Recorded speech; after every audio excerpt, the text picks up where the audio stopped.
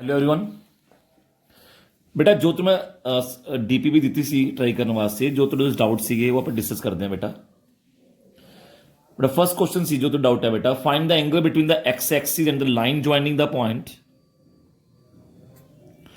बेटा this one अपने angle पता करना एक्स एक्सिस ना बेटा, मतलब एंगल एक्स एक्सिस थीटा है बच्चों ना, तो टेन थीटा कितना आ गया बच्चों, y2 minus y1 x2 minus x1 बेटा, टेन थीटा माइनस वन बेटा, थीटा कितना होगा 135 डिग्री। तो बहुत इजी क्वेश्चन है बेटा, बहुत बहुत इजी क्वेश्चन है। ठीक है, मान लो एक्स एक्स एंगल थीटा है तो स्लोप की होगा टेन थीटा, स्लोप इतो पता कर लो y2 minus y1 over x2 minus x1, तो थीटा की इक्वल हो बेटा 135 डिग्री। ओके बेटा, नेक्स्ट क्वेश्चन है number of straight line which is equally incline to both axis. तो मैं स्पेशल दस्या है बेटा कि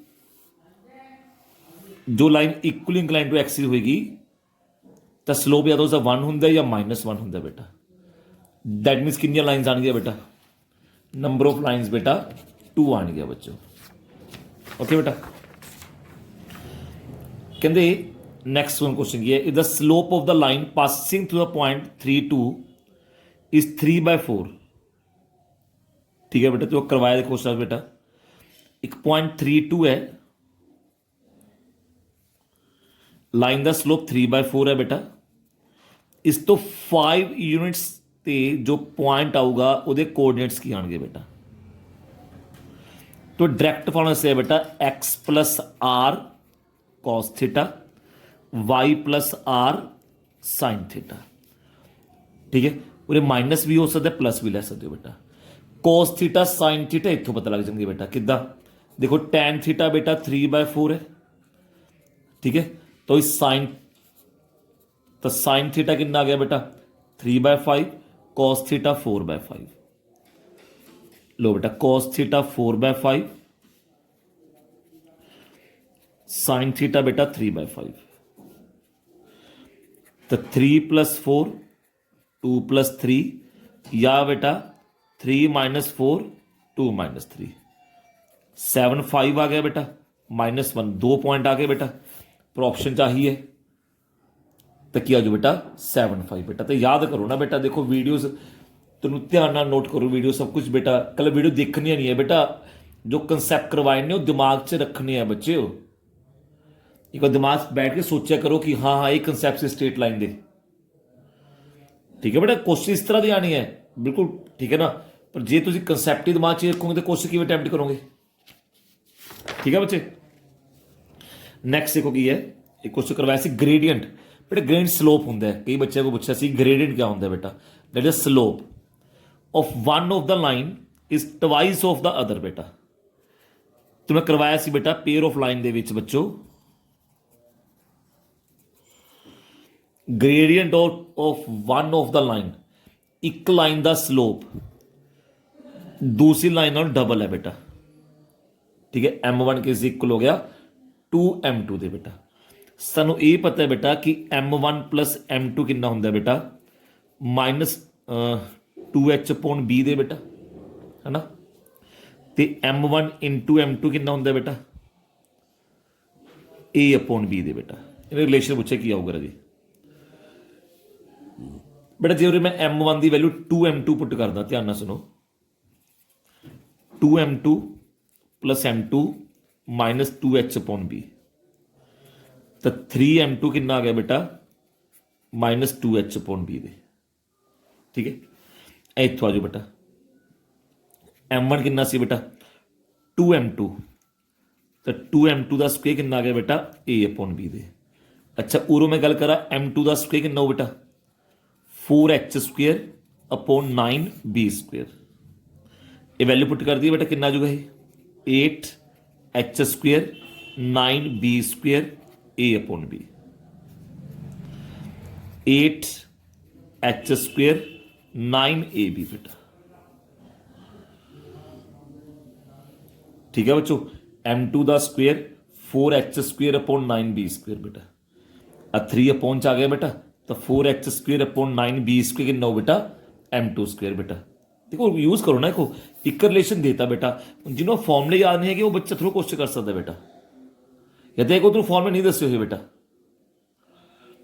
बेटा जिस तरह तुम मैं कंसैप्ट करवा रहा तुम कोई नहीं करवा रहा कितने कंसैप्ट इस तरीके जिस तरीके आप तैयारी शुरू की है बेटा। आप ये नहीं कि आप जो क्वेश्चन आए हुए ने वो राउंड घूम रहे हैं। मोस्टली बच्चे तैयारी इससे चल रही है कि जो इस तरह पेपर आया हुआ राउंड घूमी चलो बेटा, ठीक है। मैं तो सारा टोटली टॉपिक कवर करवा रहा बेटा कि क्वेश्चन बनाना, क्वेश्चन बनावे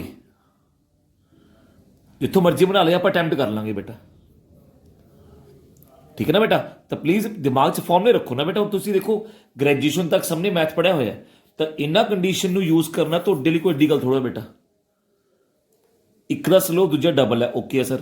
सम ऑफ स्लो प्रोडक्ट ये सानू गिवन है, ये सानू पता होना चाहिए बेटा। हुण पता इसी तिन्ना की हेल्प लैके एक रिलेशन बनाना अपनी एच ए बी का। बेटा अगला क्वेश्चन भी मेरे को नहीं, बहुत ईजी क्वेश्चन है बेटा। इक्वेशन ऑफ परपेंडिकुलर बाइसैक्टर, ओके, -2 3 ਤੇ 6 -5 ਦੇ बेटा परपेंडिकुलर बाइसैक्टर की इक्वेशन फाइंड करनी है बेटा। तो सब तो पहले उसी दसो परपेंडिकुलर बाइसैक्टर, समझ लो बेटा। तो आप इक्वेशन पता करनी है बेटा। एक तो पहले स्लोप का इंतजाम करो, किमें हो जू बेटा। ये स्लोप तो देखो y2 minus y1 x2 minus x1 -1 आ गया, तो यदा स्लोप कितना आ गया बेटा 1। जिहदा स्लोप -1 है तो 1 आ गया बेटा। अब मिड पॉइंट देख लो बेटा, -2 + 6 का हाफ 2, 3 - 5 का हाफ बेटा -1। तो लो बेटा पॉइंट पता है, स्लोप पता है बेटा। तो y - y1 m इंटू बच्चों x - x1, तो x - y किस इक्वल आ गया बेटा 3 के इक्वल आ जाएगा। ओके बच्चों, नेक्स्ट नो है intercept cut off by a line, intercept cut on y axis is twice that of x axis. बेटा बढ़िया इंपॉर्टेंट क्वेश्चन है बेटा। मतलब जे एक्स इंटरसेप्ट ए है बेटा तो वाई इंटरसेप्ट 2a है, तो x upon a y upon 2a equal to 1। ये किस चो पास कर रहे 1 2 चो बेटा। x ही था 1 पुट करता, y था बेटा अपने 2 पुट करता, तो 2/a 1, a कितना आ गया बेटा 2। मुझे a 2 है बेटा, तो लाइन की इक्वेशन क्या होगी x upon 2 plus y upon 4 equal to 1, और you can say 2x plus y is equal to 4 बेटा। समझो क्वेश्चन नो बेटा। Intercept cut off by line on y axis is twice that on x axis बेटा। तो जे x intercept a है बेटा तो y intercept कितना हो गया 2a हो गया बेटा ना। तो ओके, जे x इंटरसेप्ट ते y इंटरसेप्ट पता होंगे तो लाइन की इक्वेशन आ होंगी है बेटा। लाइन पास कर रही है 1 2 चो बेटा, तो x ही था 1 पुट करता, y था बेटा 2 पुट करता बेटा। a की वैल्यू आ गई, a आ गया, will get the equation of line बच्चों। नेक्स्ट क्वेश्चन काफी इंपॉर्टेंट है बेटा। Equation of line with slope 2 बेटा, length of perpendicular from origin equal to √5 बेटा। बेटा p गिवन है √5। कई बच्चे ना बेटा इस क्वेश्चन इस एंगल सोचे होंगे ने, स्लोप 2 है सर, आ एंगल ही पता, बैठे रहते बेटा, कोई दिक्कत नहीं है। जरूरी कि आपको आही चीज गल बेटा। देखो तो स्लोप दिता हुआ है, तुम इक्वेशन लेट कर लो y is equal to mx plus c बेटा। तो मैं वीडियो च करवाया है मैथड बेटा वाला। ये लाइन की इक्वेशन आ गई बेटा। ओरिजिन तो डिस्टेंस बेटा किमें निकलूगा, x ही था 0 पुट कर दो, y था 0 पुट कर दो, कोफिशिएंट ऑफ x का स्क्वायर y का स्क्वायर कितना गिवन है बेटा √5, मोड ऑफ c 5, c कितना आ गया बेटा ±5। तो इक्वेशन क्या होगी y is equal to 2x ±5 बेटा। ओके बच्चों, इक्वेशन क्या होगी y is equal to 2x ±5 बच्चे। ठीक है जी। इक्वेशन ऑफ लाइन मैं तेन आ भी कंसैप्ट दसिया बेटा। Equal distance from the lines देखो पहली गल सुन लो, एक लाइन पता करना है जो दोनों लाइन तो बराबर डिस्टेंस से है बेटा। बेटा लाइन ਨੂੰ ਧਿਆਨ ਨਾਲ ऑब्जर्व करो, दोनों लाइन्स पैरेलल ने बेटा। ਹੁਣ ਪੈਰਲਲ ਤੇ ਹੈ ਬੇਟਾ, ਉਸ ਸਿਚੁਏਸ਼ਨ 'ਚ ਨਹੀਂ ਹੈ ਜੋ ਮੈਂ ਚਾਹਨਾ ਹੁੰਦਾ ਕਿ ਆਹ ਚੀਜ਼ ਸੇਮ ਆ ਜੇ। ਤੁਸੀਂ ਆਹ ਚੀਜ਼ ਸੇਮ ਕਿਵੇਂ ਕਰ ਸਕਦੇ ਹੋ ਬੇਟਾ? ਫਸਟ ਇਕੁਏਸ਼ਨ ਨੂੰ 2 ਨਾਲ ਮਲਟੀਪਲਾਈ ਕਰਤਾ ਬੇਟਾ।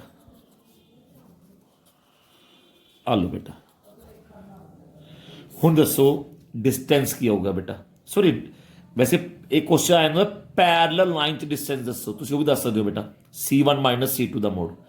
फिलहाल के बच्चों ने लाइन की इक्वेशन पता करो जो दोनों तो बराबर डिस्टेंस से होते। मैंने की करवाया सी बेटा, आ कांस्टेंट लगा दो मिड पॉइंट फार्मूला 10 माइनस 11/2 बेटा। तो 8x 12y minus 1 equal to 0 बेटा।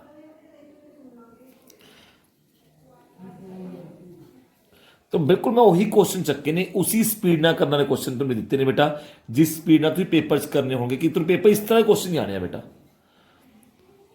ठीक है बेटा, तो कंसेप्ट सारे दिमाग च रखो, मैं बार बार कह रहा कंसेप्ट दिमाग च रखो बेटा सारे। नेक्स्ट सुनो, वही बेटा जो क्वेश्चन मैं वेट कर रहा सीगा, डिस्टेंस बिटवीन द लाइन्स।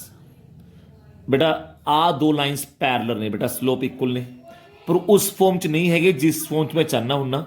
तो मैं फस्ट इक्वेशन ਨੂੰ बेटा 3 ਨਾਲ मल्टीप्लाई करता बेटा। तो C1 माइनस C2 का मोड अंडर बेटा 15 का स्क्वेयर प्लस 9 का स्क्वेयर 38 225 81 अंडर रूट 306 बेटा। 38 और 38 की में बच्चों देखो एक बार चेक करिए, 7 सीगा 3 ओके है बेटा, मतलब थोड़े ऑप्शन कोई प्रॉब्लम लगती है बेटा। अंडर 306 इन्हों पर लिखांगे 9 इंटू 34, 9 इंटू बेटा 34 है ना, कितना गया 38 अपॉन 334 बेटा। तो मेरे ऑप्शन बेटा 38 हो गए है ना। तो फिलहाल आंसर देखो तो यही आ रहा है बच्चों, एक दोबारा चेक कर लेना मैं, बिल्कुल ओके है, सही है बेटा। अब -7 3 माइनस ओके है बेटा। ठीक है, ऑप्शन चेक कर लियो बेटा, ऑप्शन गलत होगी इस क्वेश्चन की। ओके बेटा, एक क्वेश्चन हो ही चुका है बेटा, number of straight lines which is equal incline to both axis 2 बेटा। नेक्स्ट देखो बेटा, बेटा उरे एक्चुअली ए आना सी क्वेश्चन, ठीक करियो बेटा, शायद मे भी ताकि कोई क्वेश्चन ना होया होवे। कहते इस वक्त रिप्रजेंट कर दी है पेयर ऑफ परपेंडिकुलर लाइन बेटा। तो दसा सी जे पेयर ऑफ परपेंडिकुलर लाइन की इक्वेशन दी होवे तो जरूर coefficient of x square coefficient of y square 0 होंगे, मतलब a प्लस b 0 होंगे बेटा। ठीक है बेटा, coefficient of x square 12, coefficient of y square a, तो a किस इक्वल होगा बेटा -12। नेक्स्ट सुनो की है बेटा, कहते the p is the length of perpendicular from the origin to a line whose intercepts on A and B राजी। वैसे गल दसा बेटा, तुझे अगे वास्ते डायरैक्ट रिजल्ट आ कर लियो, कोई लाइन है जिहदा ओरिजिन तो डिस्टेंस P है बेटा, तो 1/P इसके कितना होंगे बेटा 1/A square plus 1/B square बेटा। हाँ तो प्रूव कराना बेटा मैं, x intercept y intercept given सी बेटा, आ लाइन की इक्वेशन आ गई बेटा। ओरिजिन तो डिस्टेंस बेटा एक्स ही था ते 0 पुट करता, वाई था ते 0 पुट करता बेटा। Coefficient of x square coefficient of y square equal to P रखा बेटा। बेटा -1 का मोड 1, आही P नीचे आ गया, under root 1/A square plus 1/P square बेटा। तो 1/P स्क्वेयर कितना होगा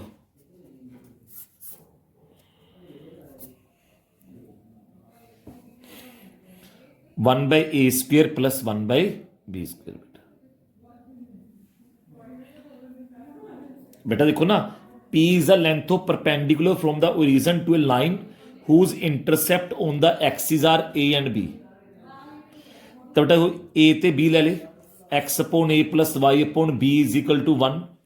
बेटा ओरिजिन तो डिस्टेंस बेटा ਇਹਦਾ p ਦਿੱਤਾ ਹੋਇਆ ਤਾਂ ਉਹਦੇ x y ਥਾਂ ਤੇ 0 0 ਪੁੱਟ ਕਰਤਾ coefficient of x square plus y square equal to p ਰੱਖਿਆ ਬੇਟਾ 1/p ठीक है बेटा तो 1/p स्क्वायर कितना आ गया बच्चों 1/a स्क्वायर प्लस